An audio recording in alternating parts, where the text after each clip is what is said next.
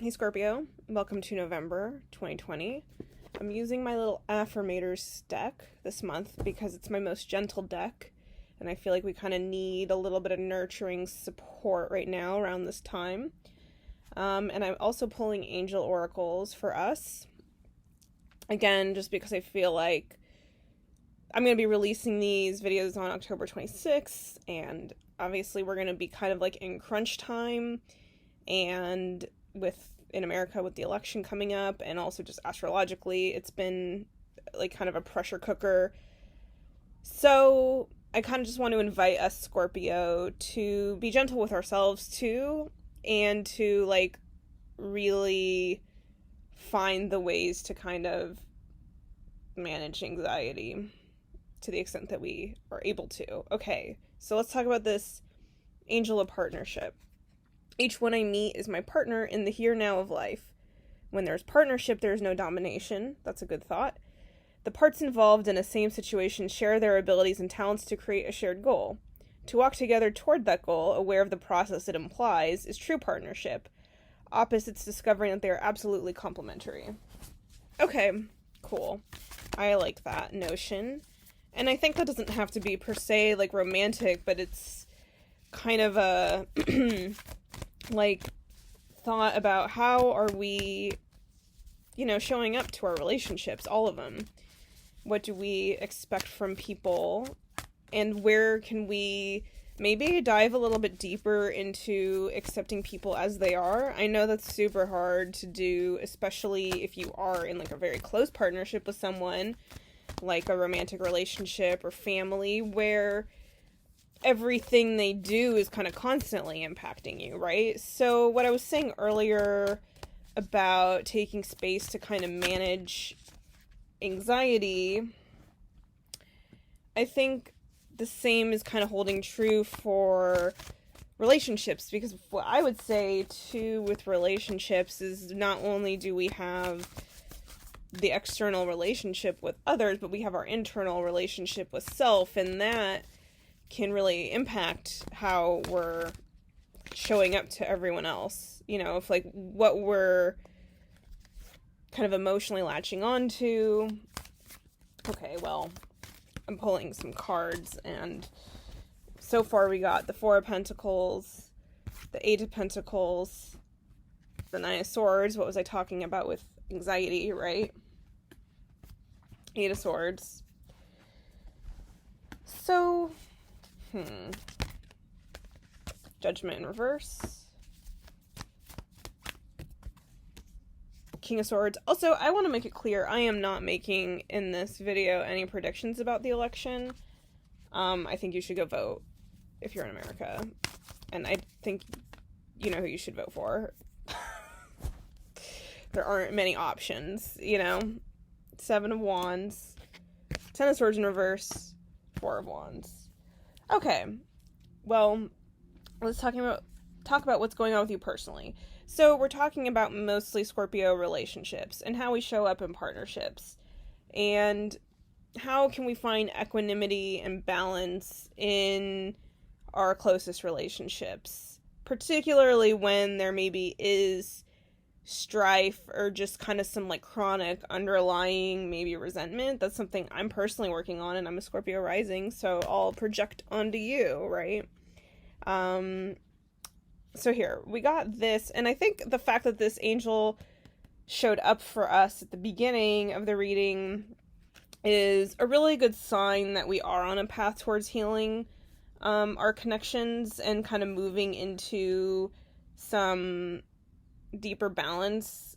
We got all these swords, and we got the end of the sword. We got the Eight of Swords, the Nine of Swords, and this Ten of Swords in reverse. So I think we're feeling a little trapped, and we're feeling a little stuck in our circumstances. And I would say particularly this is regarding relationships. So I would say this could be maybe like almost like being perpetually single and kind of wondering why you can't meet the right person, or it can be kind of a grievance with someone that just never seems to go away. Okay, so But I don't know how this energy is playing out for you. These are simply energies. They're general readings. Take what resonates with you, leave the rest, all that, etc. Use discernment when listening to tarot readings. Do not take everything everyone says at face value, because that is not really how tarot works to me. Okay. I just think it's dangerous to give someone from the internet who you don't know, who's just pulling cards, a lot of authority over your life.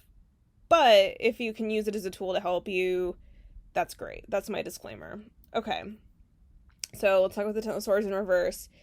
I feel like in a way, it's like something about the cycle of this connection or the way you relate to people wants to end anyway, right? Like, I think that there is a dynamic almost maybe that you are perhaps unconsciously kind of upholding.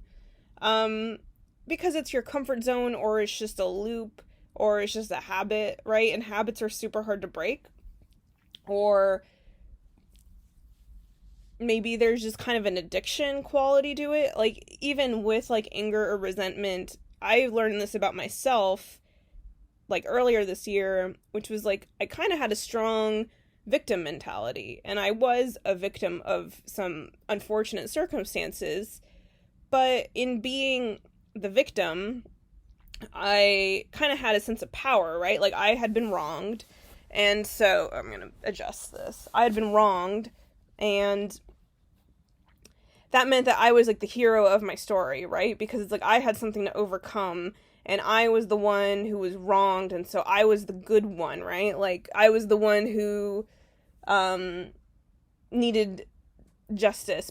But I think, like, kind of the trap of that is that it kind of keeps you stuck in that anger, resentment, etc., where it's kind of like that whole cliched thing of, like, resentment is like taking poison and expecting the other person to die.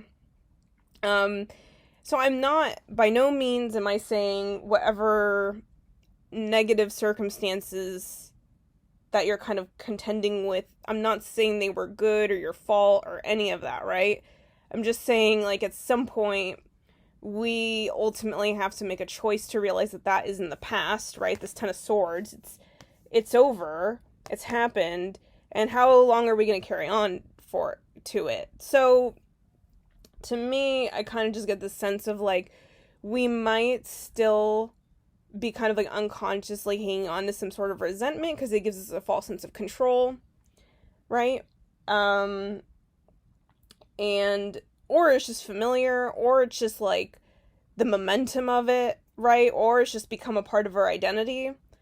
So, again, this being in reverse, I feel like something about that wants to be released or just kind of, like, let go of to enter this new chapter, but it just feels like there's a little bit of, like, stuckness with that, like, right? Because we've got the Eight of Swords and the Nine of Swords in reverse, and this is being stuck, and this is being anxious, and this is being, like, overwhelmed. We also got the Seven of Wands, which, particularly in this deck, it's, like, about being defensive and, like, feeling like it's, like, you're one against many, and that you kind of, like, have to be all on your own. Like, so there's this also kind of sense of, like, being strong, yet isolated, and, I mean, I totally, if this is resonating with you, I want you to know I also can totally relate to this. Like, I'm not judging us. I'm just saying, like, that this kind of pattern, sometimes we enter this pattern of, like, I'm strong, I'm tough, I'm going to defend myself from everyone, I can do this all on my own,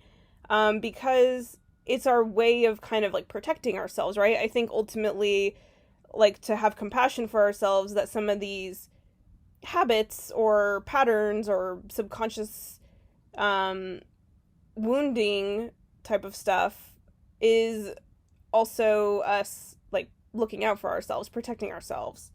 Especially with all these swords, the swords are very mental energy, so it feels a little bit like a mind over heart kind of, and plus, like, fire, right? So it's, like, a little bit of, like, righteous anger, too.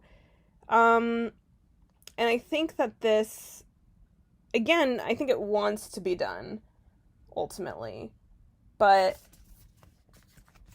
I think it's just kind of like maybe with this Four of Pentacles and this Judgment, I would say that there's something we have to look at within ourselves. And something we're kind of clinging on to. Maybe about this identity of having been wronged, or this identity of being stuck. So I'm going to try to slow down, but I am channeling, so. Judgment in reverse. I want to say like two things about that. Let me see. The two things I want to say are one, oh my god, I already forgot them. Okay. Well, I'm trying to talk about Four of Pentacles is clinging onto this old identity that we felt like was keeping us safe. Okay, Judgment. One thing that really helped me so far was like really feeling into the other person who had wronged me's perspective. Like truly entering their state of mind and not empathizing or connecting with their wrongdoings, but rather, what is it like to have the experience of realizing you were the person who hurt someone? What kind of like reconciling with that shame and guilt, right? What I'm trying to say is like, I've hurt people in the past myself with like my unconscious bullshit. So it's easy to, what I was saying about like the power of being a victim is I was wronged, so I'm the hero of my story. But when I'm the person who wronged the other person, I then have to like grapple with like my own shame and guilt, my remorse, my own, maybe my self-hatred, or just again, I think it's just shame and guilt is enough. And that's really heavy, dense energy to contend with. I think it's why a lot of people who are abusive are, and presumably not complete narcissists, sociopaths, like it's like why people have a difficult time reconciling with their own shitty behavior is because that kind of shame and guilt is really dark. I'm not trying to tell you to accept what someone has done, but more just kind of like to let it go. I think for me, at least, I can only speak to my own experience, when I kind of like saw things through that lens of like, oh, that other person who hurt me is dealing with a lot of shame and guilt, and that is like why it's like kind of like it makes it less personal to me in a way, and it also like maybe takes away the feeling of like I must have done something to deserve this behavior. It's kind of like recognizing, I think what I'm trying to say is that when we can reframe the past and what's happened to us and put ourselves in someone else's shoes, it's not about condoning their behavior or like empathizing with them, as maybe a little bit of empathizing with them, but it's more kind of just seeing it from this like bird's eye view of kind of realizing like the parts we're all playing in each other's lives, and kind of just understanding that that's like the human drama, right? Like that's sort of dynamics that we're all facing all the time. Is like I think about in Smiley Face, one of my favorite movies with Anna Faris, which is now on Amazon, which is an evil company, but whatever. Again, talking about like that paradox, right? Of like, it's a great, beautiful movie that's on an evil company's website. And sometimes part of life is like realizing that we have to live in that paradox, in that space of like things being both simultaneously okay and awful, both and, as opposed to either or. I'm just totally going off, so whatever. I'll stop at some point clarifying what I'm doing. Okay, so Judgment being in reverse, I feel like maybe we're just having some difficulty seeing things that way, or kind of like trying to reframe the situation, or just like, again, maybe we're clinging on to our hurt just because it feels like kind of like an identity issue, or it just feels like sometimes it might be that phenomenon of like, oh, if I forgive the person who hurt me, then I'm letting them get away with something and I'm condoning the behavior that was shitty towards me. But I think really this is about forgiveness just releases all that poison within you that they, like, yes, so it's like someone, like, injected you with poison, right? And so now that poison is living in you, and it's like, it wasn't your fault, but this whole kind of judgment practice of, like, looking at it differently. Also, we got this King of Swords, and this is, like, kind of the mental mastery of, like, being able to see clearly. Again, when I'm talking about, like, all these different perspectives, I think it's like that lightning bolt that he's got on his thing, right? And these butterflies, I think it's like kind of like an awakening about just seeing things from like a more cosmic perspective is really what I want to say, right? So that what we're doing is we're taking that poison that was within us and we're either purging it or we're alchemizing it into medicine. It's just something about kind of taking the story of what's been happening to us in partnerships or dynamics and really, I think, finding the medicine or the peace to be found. There was something else I wanted to say about judgment in reverse, but now it kind of escapes me. But I think ultimately there is a lot of opportunity for deep healing within how we relate to other people. And I think part of that is really heavily contending with forgiveness and seeing things from different angles and kind of like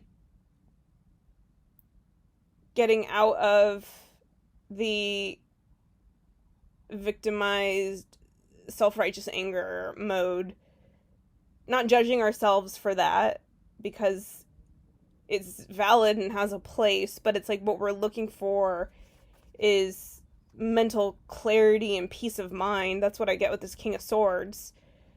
We're looking not to, forget, but to forgive. Okay, I think I've said enough on that, hopefully. But I feel like it's like kind of like it's an inside job at the end. It's like I'm not waiting for the other person to change or get better. I'm just kind of really looking at myself and my own part in these dynamics. And where, like, to talk about this, right? So, like, where can I maybe just, like, uphold boundaries, too? Forgiving someone doesn't mean you have to go talk to them or hang out with them or be in their life. It just kind of means that the pain I'm hanging on to, I'm finding a way to, again, either release it or alchemize it into something that serves me in my life to move forward. Because we got, then, at the end of your reading, the 8 of Pentacles and the 4 of Wands. Excuse me. And what I like to say with this is that we have work to do. And, like, this card even talked about work, right? It said, to walk together toward that goal, aware of the process, is true partnership. Opposites discovering that they're now complementary. So, I feel like when we're able to kind of find this healing within ourselves and let go of the clingy kind of like, it's like kind of like almost like exiting this warrior viewpoint. I listen to Jessa Reed. I've listened to her podcast is called Soberish, and she talked about how, like, there's different kinds of energies. There's arsenal energy, and there's, like, oracle or image setter energy. So, like, arsenal energy would be, like, tearing down the old world, and image setter would be, like, building up the new world. So I would kind of say, in a way, this reading is about exiting arsenal energy and entering image setter energy. So it's like I'm moving away from being a warrior who, like, you know, with this 7 of Wands, like, where is it? I'm leaving this behind of, like, kind of like, I'm out to, you know, be the warrior for justice at all times. And instead, I'm like, okay, let me kind of meet people where they're at. Let me kind of try to move towards assuming the best in others and seeing what you can build as a result, right? So it's like everything has crumbled. Like, let's just say, I would love to say that, like, the election goes well, right? And so let's say the election goes well, then what it would be is like, wow, that was a really traumatic 4 years. And I, like, kind of got in this habit of just, like, arguing with everyone on Facebook all the time, right?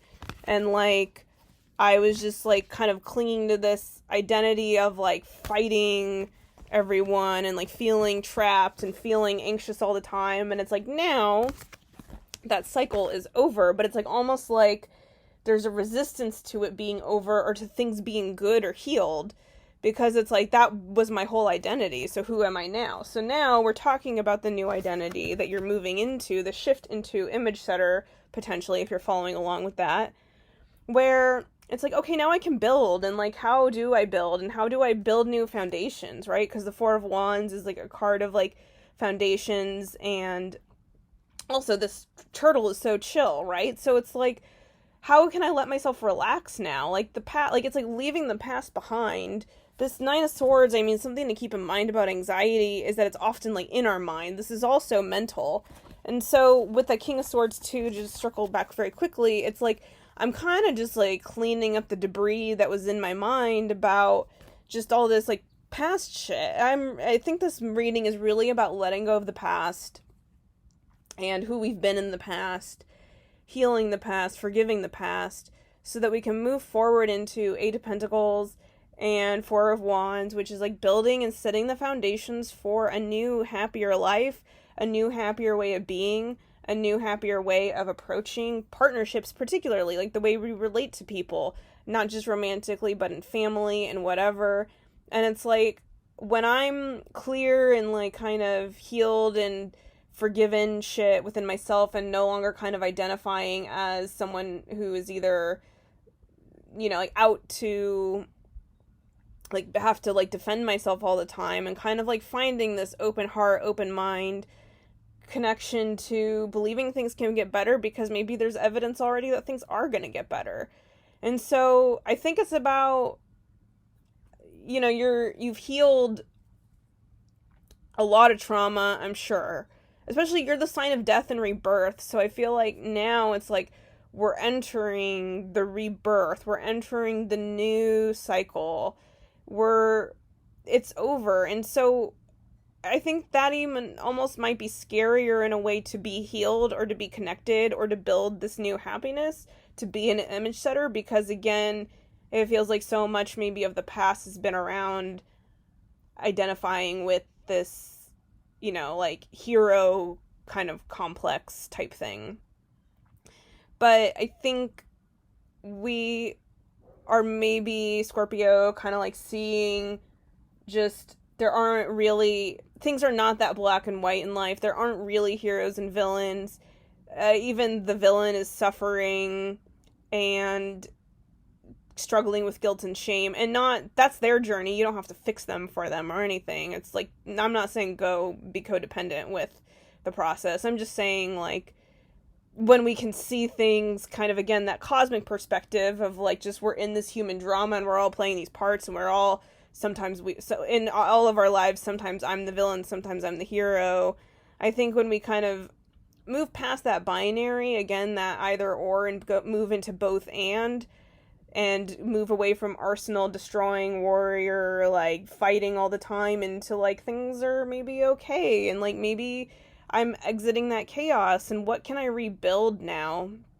Now that everything's, or, I mean, there were a lot of fires where I am, and it's like, with all these things, it's like, okay, well, like, can we replant? I don't know. I'm not saying we have to go replant the forest, but maybe we do. I think that's what this energy is about. It's like, how in this, like kind of rediscovering ourselves too. Like how has my healing created now an ability for anything to be possible? That's like, I think, the beauty of it being an image setter, right? It's like, well, now that everything's been torn down, which happened, it's like I can rebuild, and I can even rebuild my dreams to be more kind of like authentically aligned with who I really am, as opposed to who I was taught to be or who I was wounded into believing that I was, if that makes any sense.